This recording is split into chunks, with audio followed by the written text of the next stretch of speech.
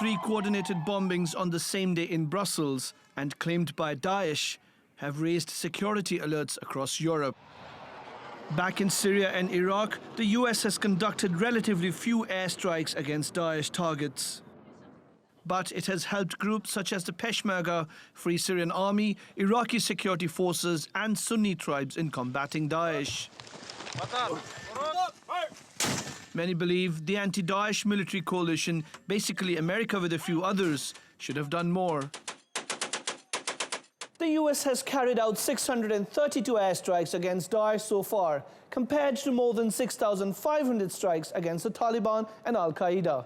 Many believe for Washington to defeat Daesh, it has to intensify those aerial attacks.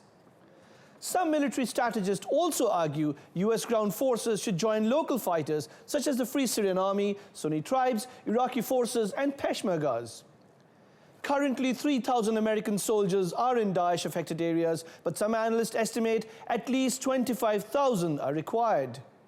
And it's also been argued that if the Turkish army were to roll across the frontier, it could then push back Daesh and establish safe zones.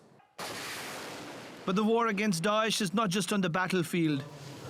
Daesh has also deliberately misinterpreted the teachings of Islam.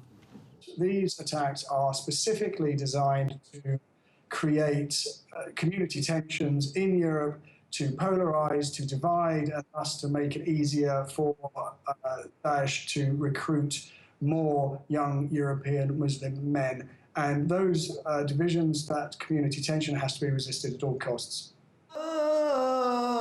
As Islamophobia increases in Europe, the need to spread religious awareness to fight against radicalization also increases.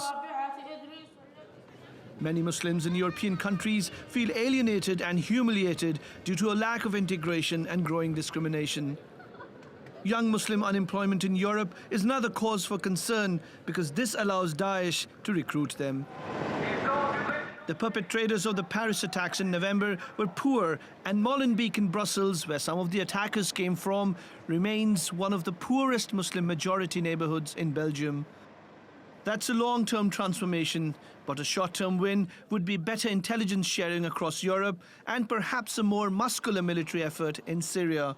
Sourav Roy, TRT World.